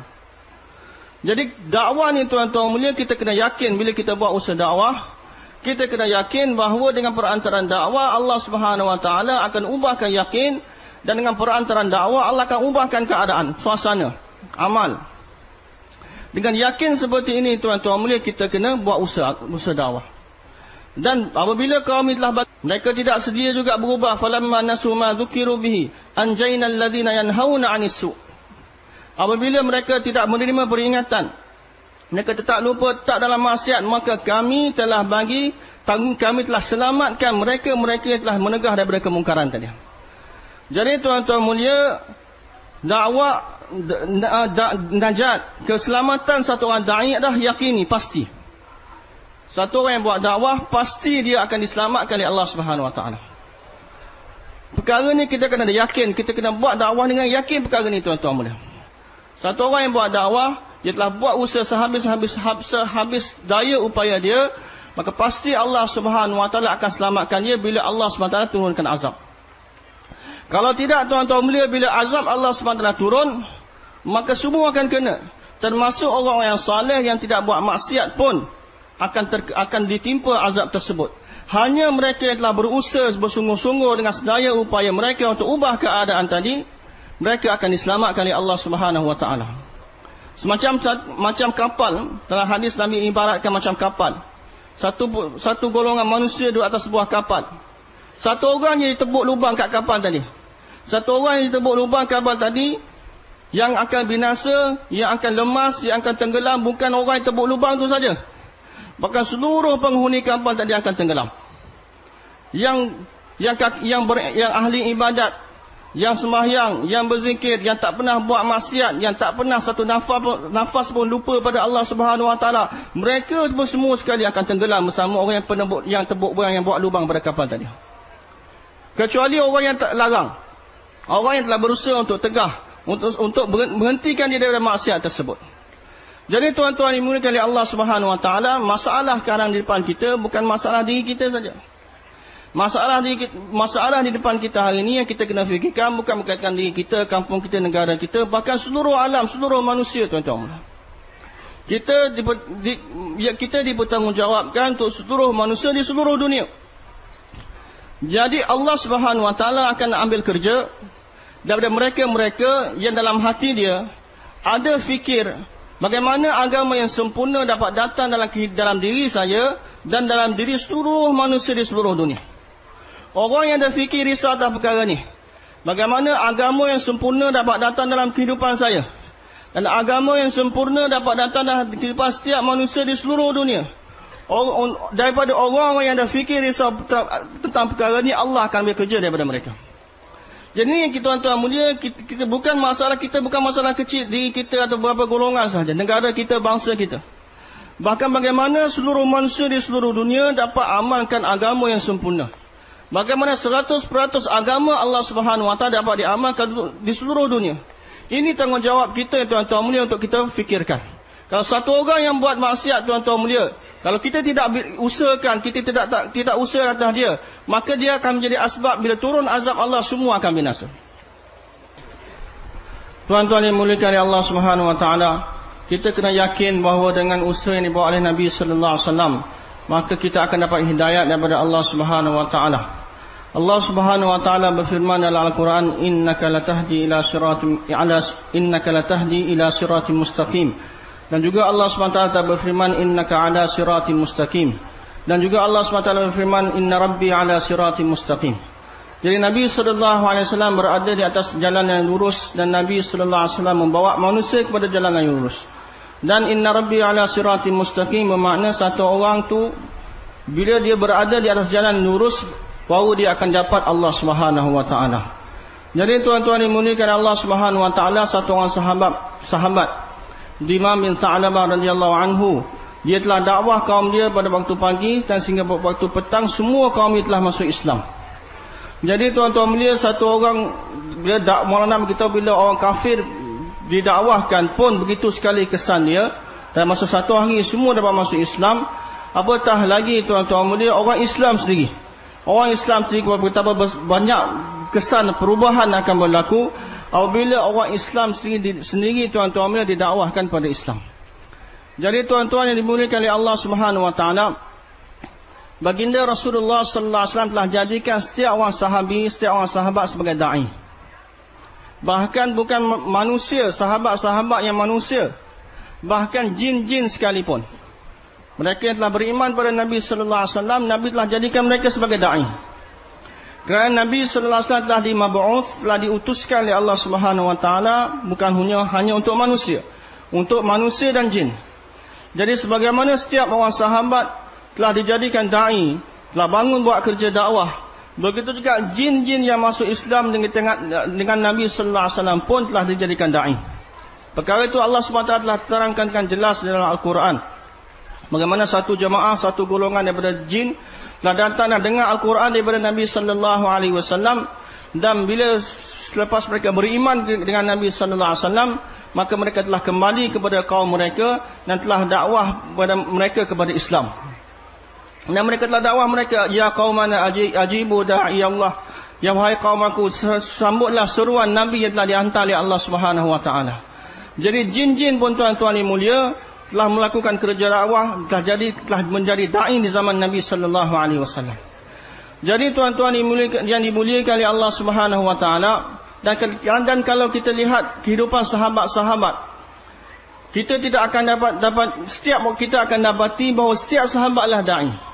Tak kira daripada golongan mana, daripada keluarga mana, daripada kabilah mana, dia kulit hitam ke kulit putih ke, daripada kawasan mana, daripada negara mana dia berasal, tak kira siapa saja, tanpa pengecualian, tanpa pengkhususan, setiap orang sahabat adalah dai. Yang ini di zaman Nabi sallallahu alaihi wasallam, dakwah telah dibuat secara umumi. Secara umum ni setiap orang telah melibatkan diri dalam dakwah. Bukan hanya kerja dakwah ni kerja golongan tertentu, orang-orang macam ni saja layak untuk buat dakwah, yang macam ni tak ada kemampuan, tidak ada kebolehan untuk buat dakwah, mereka tak boleh buat. Tak. Bahkan kita lihat zaman Nabi sallallahu alaihi wasallam, dakwah telah dijalankan secara umumi. Setiap orang dilibatkan dalam usaha dakwah. Jadi tuan-tuan mulia, kerja dakwah adalah kerja setiap umat Nabi sallallahu alaihi wasallam.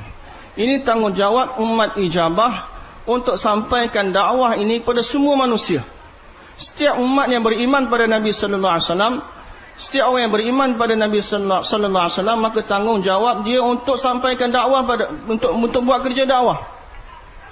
Bukan hanya kerja dakwah ni kerja golongan tertentu sahaja.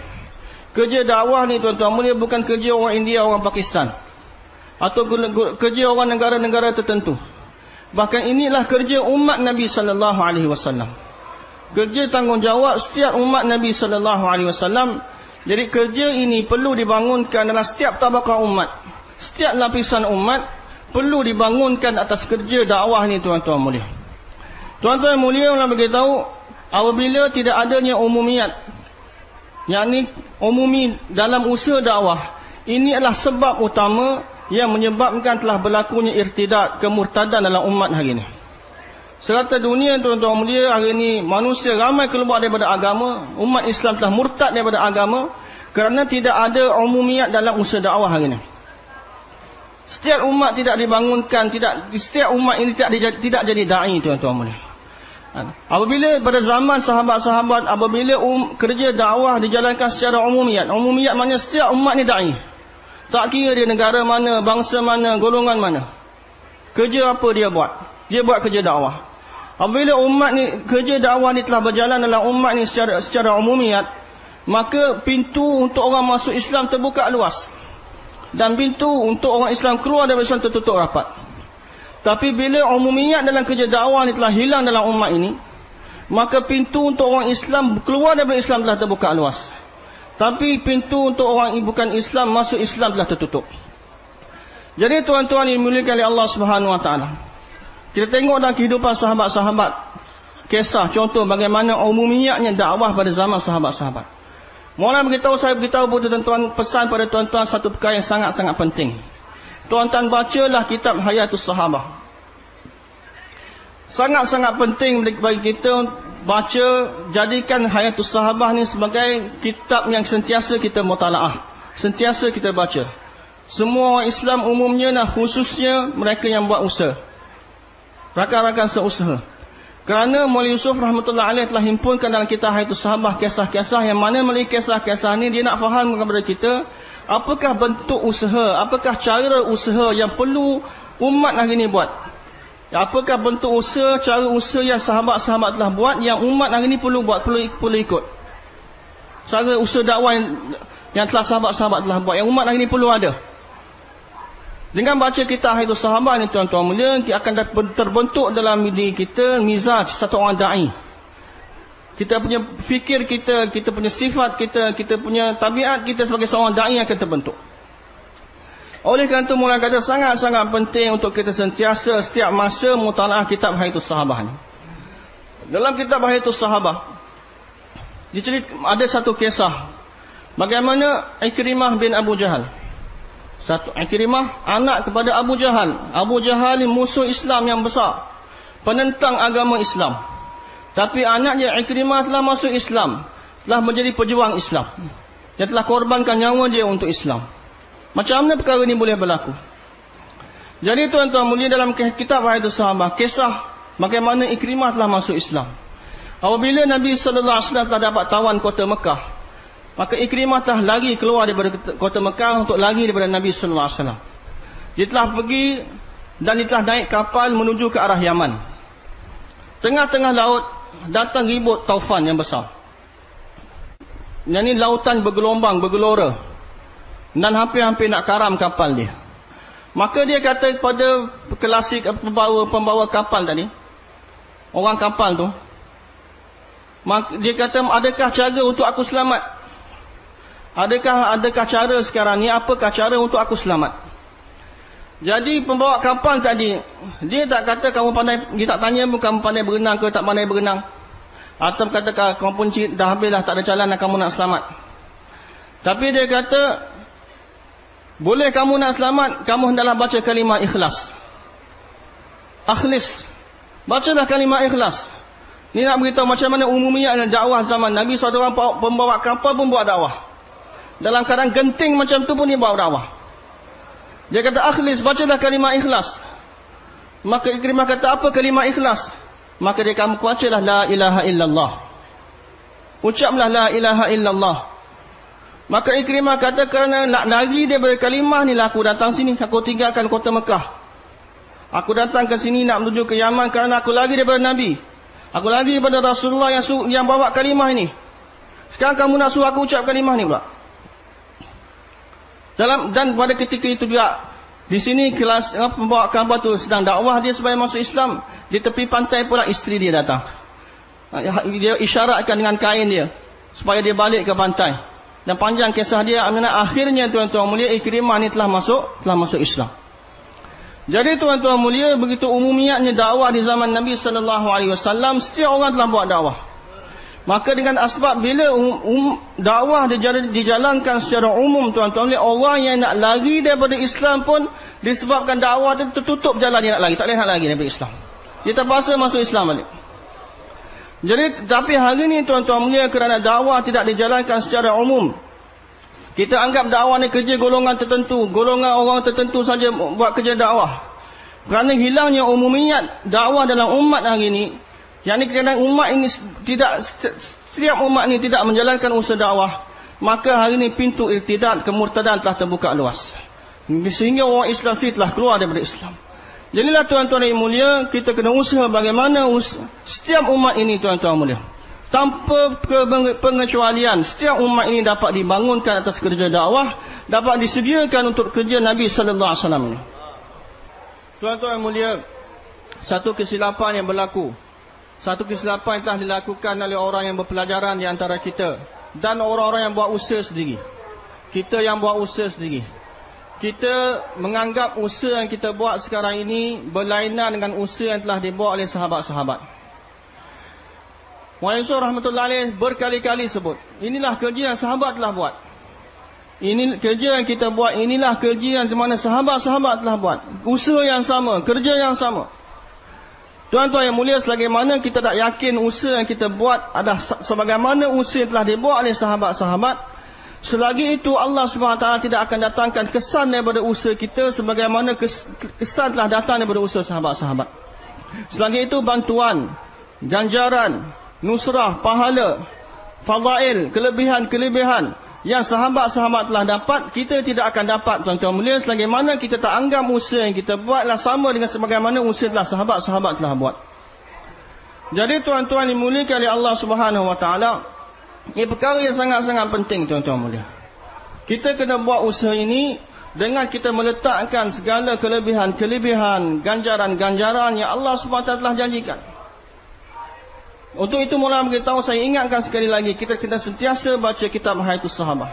Dan kita sentiasa baca kitab Hayatus Sahabah, kita dengar apakah kelebihan-kelebihan pada jalan ini.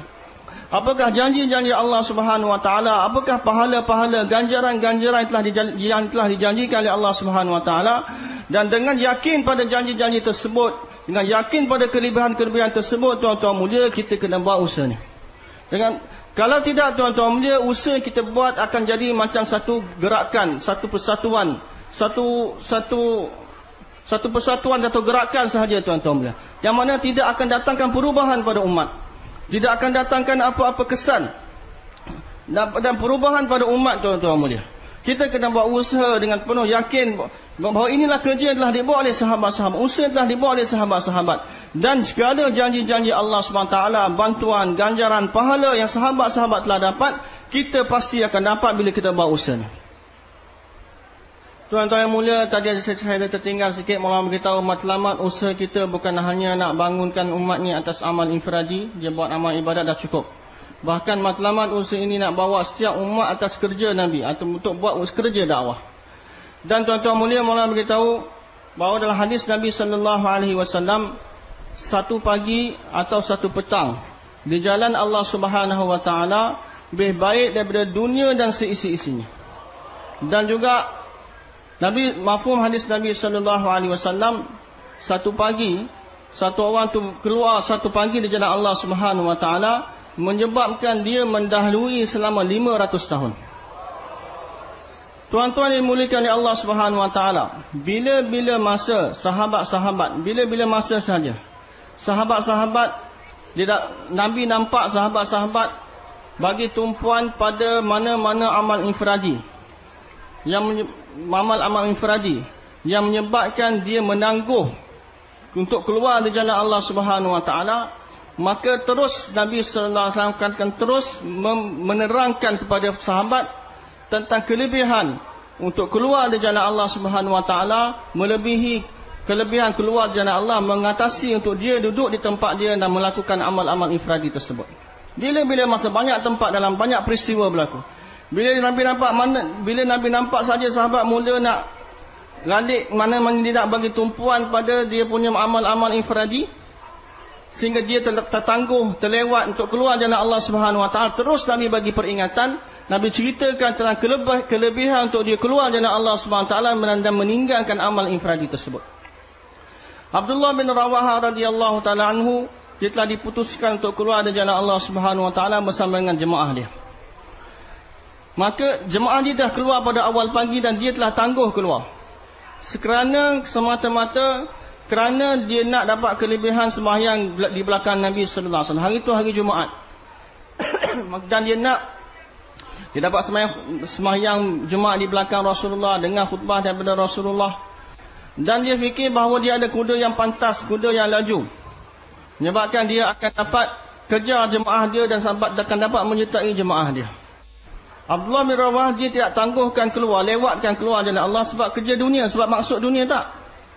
Dia lewatkan keluar jalan Allah satu pagi kerana agama, kerana sembahyang, bukan untuk apa-apa takaza dunia dia. Dan Nabi sallallahu alaihi wasallam dengar, Nabi tanya, berapa lama kamu lewat? Mereka telah mendahului kamu. Abdullah bin Rawahah kata, 1 pagi. Mereka telah mendahului, keluar awal 1 pagi daripada aku. Maka Rasulullah sallallahu alaihi wasallam beritahu berkata kepada Abdullah bin Rawahah, kamu tahu tak banyak mana mereka telah mendahului kamu? Bukan 1 pagi. Dari segi masa dia, mereka telah mendahului kamu selama 500 tahun. Dan dari segi jarak dia, mereka telah mengatasi kamu, mendahului kamu sejauh masyrik dengan maghrib, timur dengan barat. Begitu jauh sekali kamu telah ditinggalkan sebab kamu telah lewat keluar jalan Allah 1 pagi. Tuan-tuan yang dimuliakan Allah Subhanahu wa taala, Maulana kata saya tak faham kenapa. Hari ini bila kita dengar hadis-hadis kelebihan macam ni, kita anggap kelebihan ni untuk satu-satu benda untuk berperang, keluar berperang. Satu benda yang arid, benda yang bukan maksud pun berperang tu. Kerana dan kita kata kelebihan ni untuk orang yang keluar berperang jalan Allah Subhanahu wa taala. Sedangkan benda tu bukan maksud pun. Kerana tidak ada mana-mana Nabi diutuskan oleh Allah SWT untuk binasakan manusia, untuk musnahkan manusia. Bahkan Nabi-Nabi dihantar oleh Allah SWT untuk menjadi asbab hidayah untuk manusia, untuk bawa mereka ke syurga. Sahabat dan Nabi pun beritahu pada sahabat-sahabat, pesan pada sahabat, dakwah mereka dulu 3 hari. Kalau satu orang masuk Islam dengan sebab kat kamu, lebih baik daripada unta-unta yang merah. Dan sahabat-sahabat bila satu orang masuk Islam, mereka punya takbir dengan begitu kuat sekali, melebihi takbir mereka, kegembiraan mereka apabila mereka dapat menawan mana-mana negara. Sahabat tidak, gembiranya sahabat satu orang masuk Islam mengatasi kegembiraan mereka dapat menawan satu negara. Jadi maksud mereka keluar adalah untuk kerja dakwah. Tuan-tuan mulia, kita kena yakin dengan kerja dakwah yang kita buat hari inilah apa yang sahabat-sahabat telah buat, mengajak manusia pada Allah. Dan kita kena yakin segala kelebihan janji-janji Allah, ganjaran yang Rasulullah beritahu untuk sahabat-sahabat, ada ganjaran dan kelebihan sama kita akan dapat bila kita buat kerja ni hari ni. Dan seterusnya tuan-tuan mulia, ada orang faham kerja dakwah ni salah satu kerja amalan baik. Sebagaimana banyak lagi kerja-kerja baik, kerja-kerja kebaikan. Salah satu ni buat dakwah, bagi sedekah, banyak kerja. Perkara ni, kefahaman ini telah Rasulullah hapuskan daripada dalam hadis dia yang dia ucapkan pada Abdullah bin Rawahah. Rasulullah beritahu kepada Abdullah bin Rawahah, kalau kamu lau anfaqta ma fil ardi jami'ah, kalau kamu infakkan seluruh dunia ni di jalan Allah, kamu belanjakan harta. Jadi membelanjakan harta itu juga salah satu jalan kebaikan, amal kebaikan. Itu pun Rasulullah tak sama. Rasulullah kata kalau kamu belanjakan seluruh dunia ni pun kamu tidak akan dapat mengejar mereka. Kamu tidak akan dapat sama dengan mereka kalau kamu belanjakan harta seluruh dunia. Ini menunjukkan tuan-tuan mulia, ini bukan kerja dakwah, ni bukan salah satu. Bagi sedekah pun kerja kebaikan, ni pun kerja kebaikan. Bahkan kerja dakwah adalah kerja yang mengatasi segala amal-amal yang lain.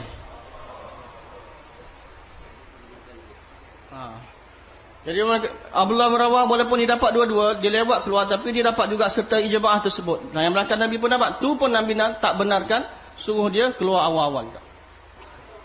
Jadi tuan-tuan mulia, kelebihan yang tuan-tuan akan dapat bila tuan-tuan buat usaha ini lah sama dengan kelebihan-kelebihan yang sahabat-sahabat telah dapat bila mereka buat usaha agama, buat kerja dakwah tuan-tuan mulia. Kalau perkara ni kita kena ada yakin dalam hati kita tuan-tuan mulia. Kita kena ada yakin bahawa kita akan dapat ganjaran dan kelebihan yang sama bila kita buat usaha ini sebagaimana sahabat-sahabat telah dapat.